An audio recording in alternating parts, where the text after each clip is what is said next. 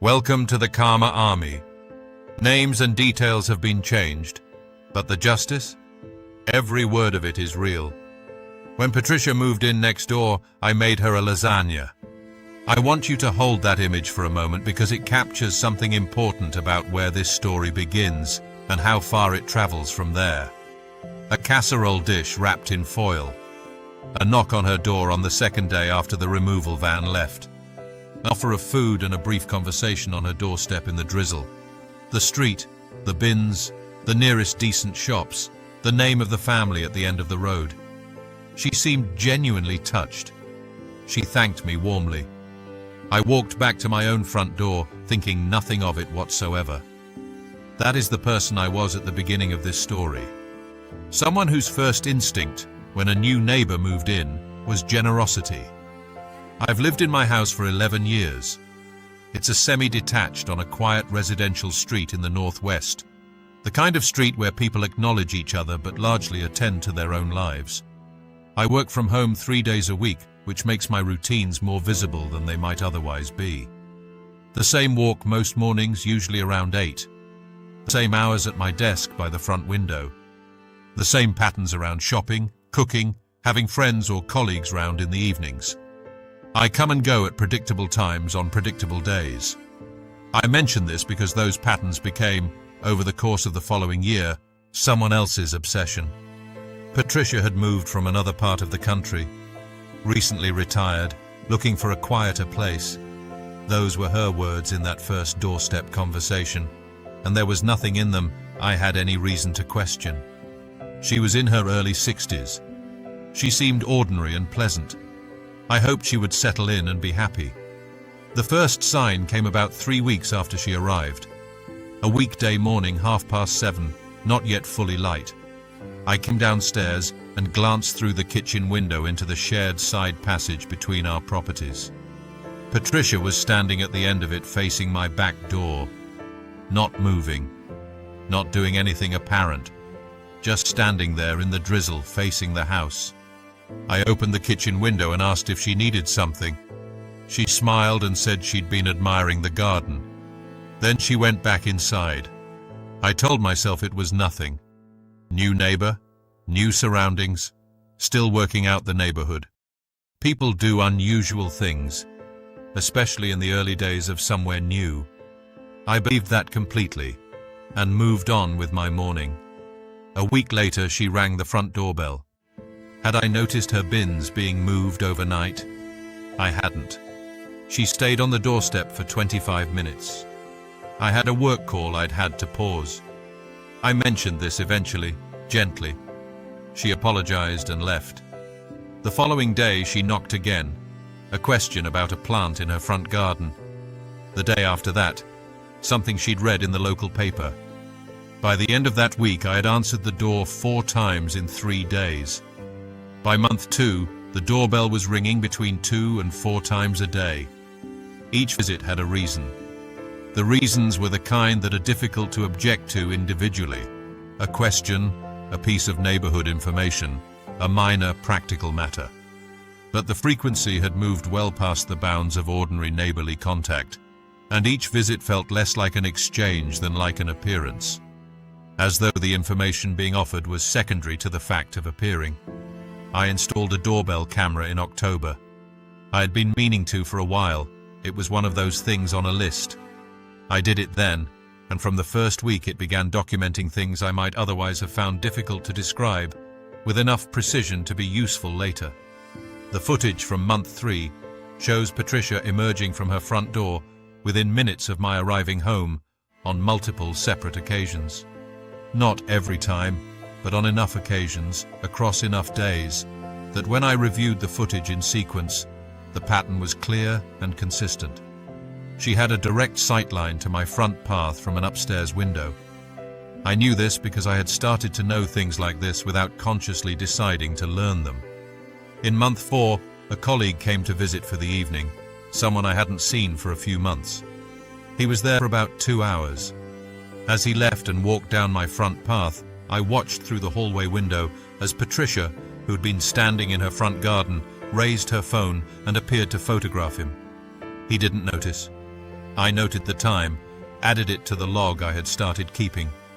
The log began in month 4, a simple document on my laptop. Time-stamped entries, factual descriptions, no interpretation. Doorbell at 11:14 a.m., no specific reason given.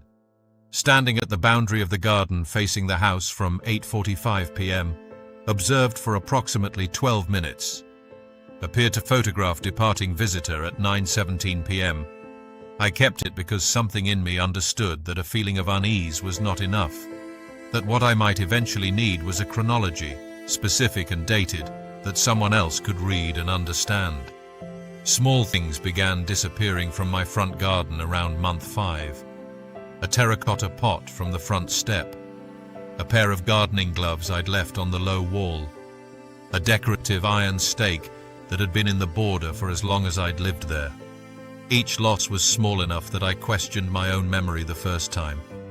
By the time 4 things had gone, I had stopped questioning. There is a specific quality to the feeling of being watched in a space that is supposed to be entirely yours. I want to describe it carefully because I think it's easy to underestimate if you haven't experienced it. It isn't fear, exactly.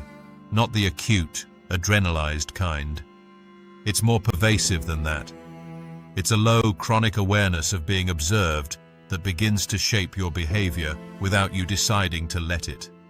I started closing the downstairs curtains earlier each evening. I became conscious of my own movements in my kitchen, checking the windows before crossing the room, noting which angles gave a sightline from next door. I stopped leaving the back door open on warm evenings.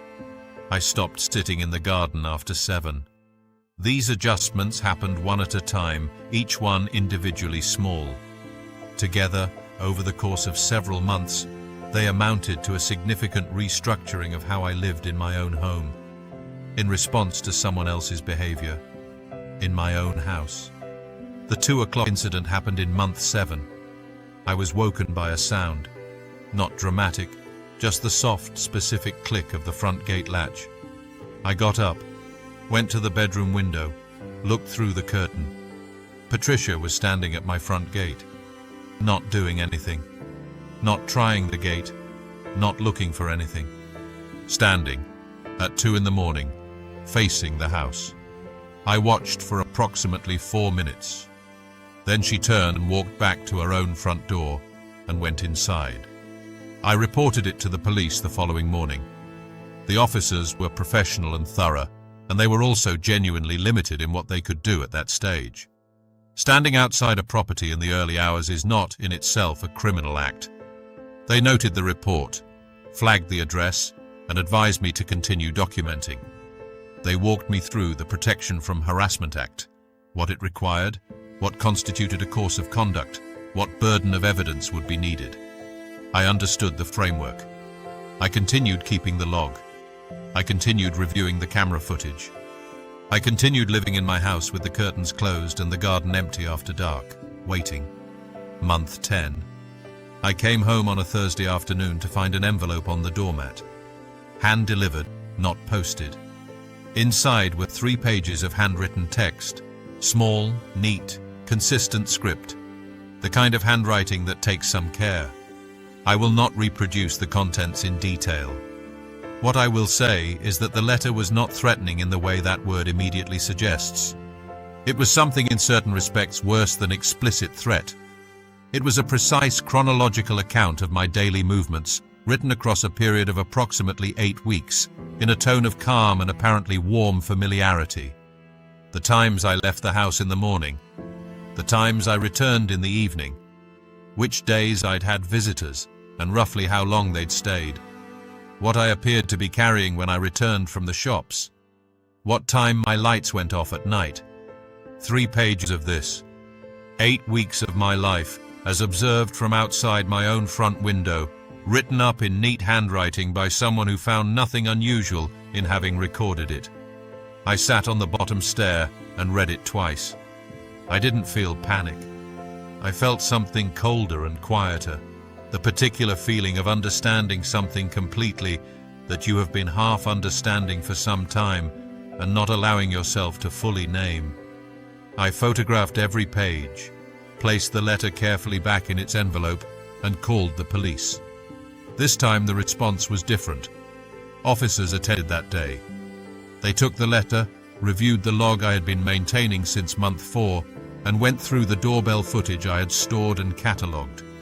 Within the week, they attended Patricia's address and issued a formal harassment warning under the Protection from Harassment Act. The warning documented the behavior, made clear that it constituted harassment, and put her formally on notice that any further conduct would result in prosecution. She was quiet for about 3 weeks. Then she left a note on my car.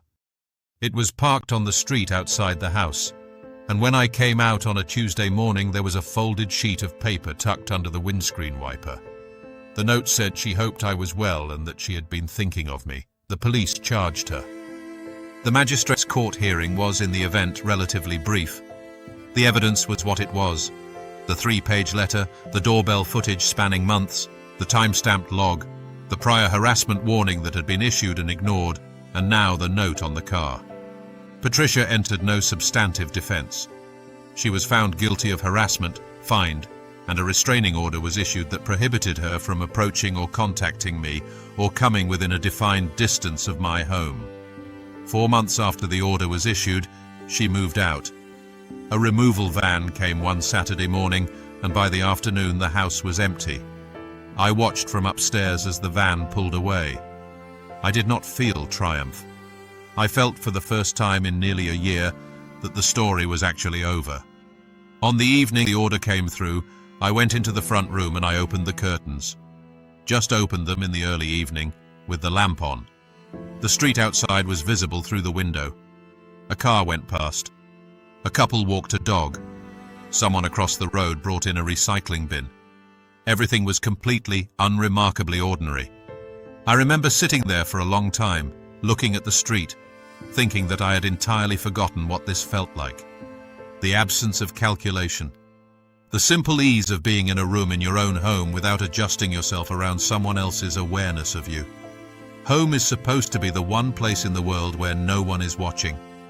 When that quality is taken from you, not through violence, not through dramatic incident, but through the slow accumulation of someone else's fixation, the loss is real and the recovery is slow. But it does recover. That first night with the curtains open, feeling nothing particular, felt like the world returning to its proper shape. What the log gave me was the ability to show, not describe. Not to say I feel watched, but to say, on these dates, at these times, this specific thing happened. That shift, from feeling to record, was what made the prosecution possible. The patience to document it, month after month, when no single incident was dramatic enough to act on alone, was what ultimately made the resolution possible. I've been asked, since, whether I feel differently about the street, whether there's a shadow over it now. The honest answer is, less than I expected. The house is the same house. The street is the same street.